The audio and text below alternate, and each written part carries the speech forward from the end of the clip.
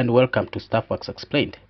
In today's video, we'll be talking about Turkana oil, where we say is a second chance for Kenya's biggest energy bet.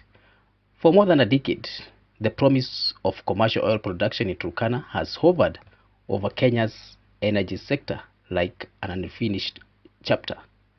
Government have changed, investors have come and gone, billions of shillings have been committed, yet the country is still waiting for the first commercially produced barrel of crude oil to leave its shore. Today, that story appears to be taking a decisive turn. A new investor has taken charge, fresh capital has been committed, and commercial production is once again within sight. But after years of missed milestones, one question remains. Has the project finally overcome the obstacles that kept Kenya's oil dream on hold, or is it another difficult chapter still ahead? The South Lokicha oil project is entering what could be its most defining phase since oil was discovered in Turkana in 2012. Gulf Energy (EPBV) has assumed control of the project following the exit of British petroleum firm Tullow Oil, signaling not just a change of ownership but a renewed attempt to move the project from exploration into commercial production. Unlike previous announcements that focused on discoveries beneath the ground, the conversation today is about execution above it. Wells must be drilled, facilities completed, infrastructure commissioned, communities engaged, regulatory obligations met before Kenya can legitimately call itself an oil-producing country. The ambition is clear. The challenge lies in delivery.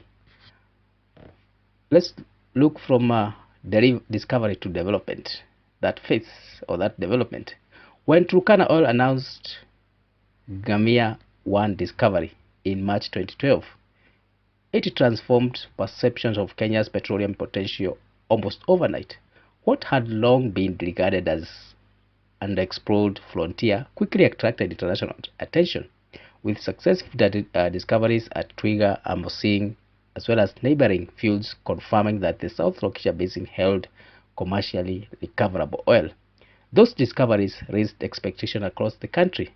For Turkana County, the project promised jobs, infrastructure, and economic transformation. For national government, it offered an opportunity to diversify the economy, strengthen energy security, and create a new source of export earning. Investors viewed it as one of East Africa's most promising onshore oil development. Yet, discovering oil and producing it commercially are two very different things. Finding oil proves the resource exists. Commercial production requires transforming that resource into a functioning business. That involves drilling production wells, constructing central processing facilities, securing water supplies, establishing transportation systems, obtaining regulatory approvals, managing environmental obligations, as well as ensuring that the economics remain attractive throughout the life of the project. Every one of these activities carries its own risks, costs, as well as timelines. It is this transition from discovery to development that has consumed more than many anticipated. Let's now look at a project that outlived its original investors. The latest turning point came with Tullow Oil's decision to exit the project. After leading exploration and appraisal work for years, the British company relinquished its participating interest and future loyalties in favor of Gulf Energy. As part of that transaction, Tullow secured additional 1.16 billion, about $9 million US, after waiving future royalties and participation rights, bringing its long association with Kenya's flagship oil project to a close. For Gulf Energy, the acquisition represents more than a change of ownership. It is a vote of confidence in a project that already possesses years of geological data, completed appraisal work, approved development plans, extensive environmental studies, among other things. The company is now responsible for delivering what previous investors could not, at least commercial production. To support that objective, Gulf announced plans to commence drilling using a leased drilling rig valued approximately at 15 million US dollars, with the aim of bringing the first production wells online before the end of 2026. Whether that target is achieved will depend not only on drilling progress but also on the timely completion of supporting infrastructure and regulatory works. So what are the numbers behind that ambition? The approved field development plan adopts a phased approach rather than attempting to maximize production immediately. Initial production is expected to average around 20,000 barrels of oil per day, with expansion planned over the following years to reach approximately 50,000 barrels per day by 2032. From a project management perspective, this approach reduces implementation risk. Instead of constructing infrastructure for maximum production from the outset, operators progressively increase capacity as operational experience grows and additional wells come online. This allows technical challenges to be identified and resolved before larger investments are committed. It also reduces finance exposure. All developments require billions of shillings in upfront investment long before revenue begins flowing. A phased approach spreads those investments over several years, improving cash flows while allowing lessons from early stages to inform later stages. Now, why the project took longer than expected? The delay in commercializing Turkana oil reserves cannot be attributed to one event. Rather, it reflects a combination of technical, financial, commercial, governance challenges that accumulated over years. One of the earliest hurdles was securing a commercially viable export solution. When oil is produced inland, transportation becomes a project in its own right. Kenya originally envisioned a dedicated crude oil pipeline linking Turkana to the coast. Such infrastructure would have provided the most efficient long-term solution, but it also required enormous capital investment. Without a pipeline, alternative solutions or transport options had to be considered. Current plans envisage transporting crude by road or rail to the Kenya Petroleum Refinery Limited facilities in Mombasa before export through the Kipevu oil terminal. While practical as an interim solution, this approach increases operational cost as well as introducing additional logistics risks compared with the pipeline transportation. Financing also played a significant role. Large petroleum developments depend on investor confidence. Fluctuating oil prices globally, changes in capital markets, and shifting corporate priorities affected investment decisions across the international oil industry, including projects in Kenya. Then came the transition in ownership. Whenever a major infrastructure project changes hands, progressively, uh, I mean, it slows down. New investors undertake technical due diligence, review engineering assumptions, they assess commercial risk, as well as negotiate regulatory requirements before committing further capital. That process is often misunderstood as inactivity. In reality, it forms part of responsible project governance. Now let's look at building the infrastructure that makes oil production possible. Producing oil is about more than drilling wells.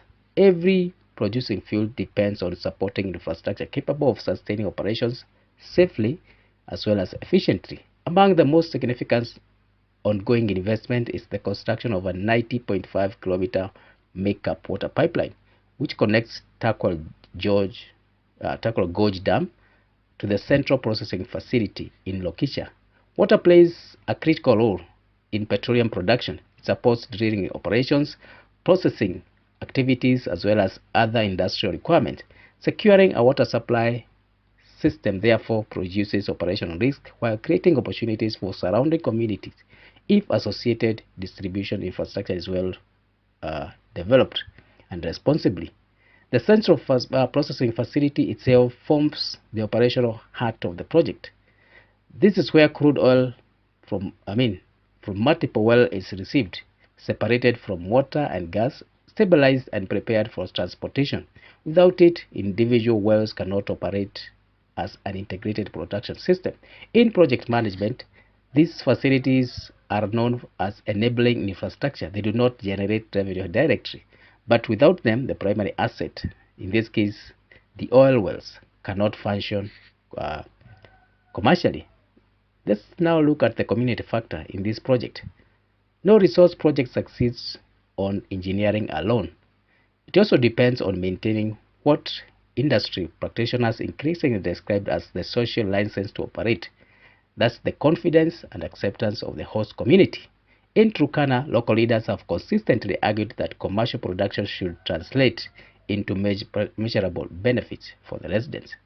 Current demands include strict enforcement of local content provisions, with community leaders calling for at least 70% of the available jobs to go to the local people where skills are available. Employment, however, is only one aspect of local participation.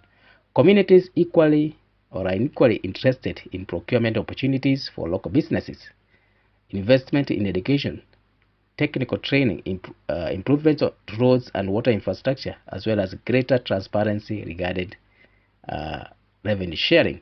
Those expectations are legitimate. Equally legitimate is the operator's responsibility to ensure that specialized positions requiring advanced technical expertise are filled by people who are appropriately qualified for those jobs. The long-term solutions lies not in selecting one objectives over the other, but in investing early in skill development so that more technical roles are gradually filled by Kenyan professionals. So what still needs to happen? Although confidence has returned, several critical milestones remain sustained. I mean, those milestones remain before sustained commercial production becomes reality. Production wells must be drilled and tested. Processing facilities must be commissioned. Transportation systems must demonstrate reliability. Environmental and social safety compliance must be maintained throughout the project, even after commissioning. Commercial agreements across the value chain must function as intended. Each of these activities sits on what project managers call the critical path. Critical path is basically the sequence of tasks that ultimately determines when a project can begin operating. A delay in any one of them has the potential to postpone first oil regardless of the progress elsewhere. That's why announcing a project production target is considerably easier than achieving it. So there are some questions that are worth asking. As the project moves towards commercial production, several questions deserve close attention. One is, will temporary road and rail transport remain commercially competitive if production expands beyond the initial phase? How quickly can downstream infrastructure keep pace with increasing production? Will local content commitments be measured against clear performance indicators or remain broader policy aspiration? Can regulatory approvals keep pace with construction schedules without compromising environmental oversight? And perhaps most importantly, has Kenya drawn lessons from the delays that characterize the project earlier phases?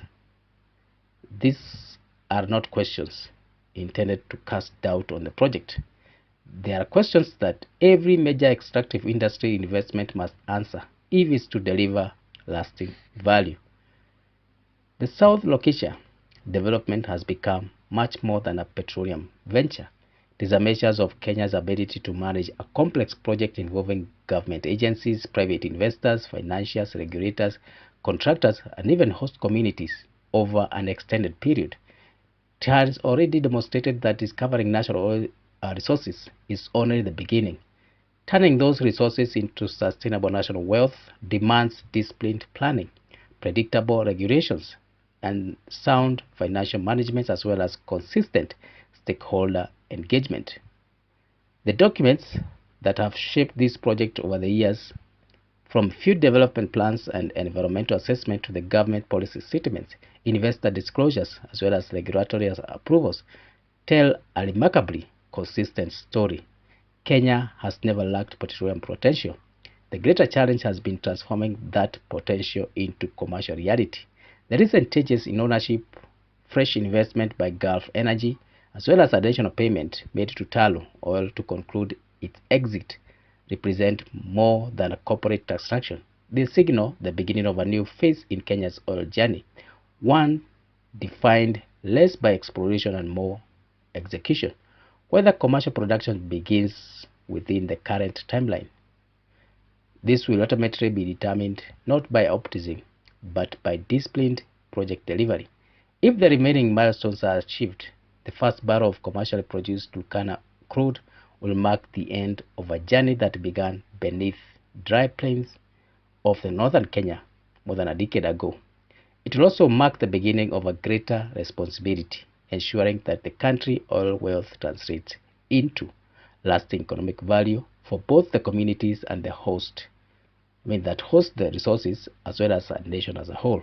For now, the promise remains within reach. The challenge is making sure it does not slip away. So thank you for reaching this far. If this is your first time here, please consider subscribing to this channel. You can also hit the notification bell so that whenever you upload a new video, you're notified. You can also leave a comment, share, and like. So let's meet in the next one. Thank you.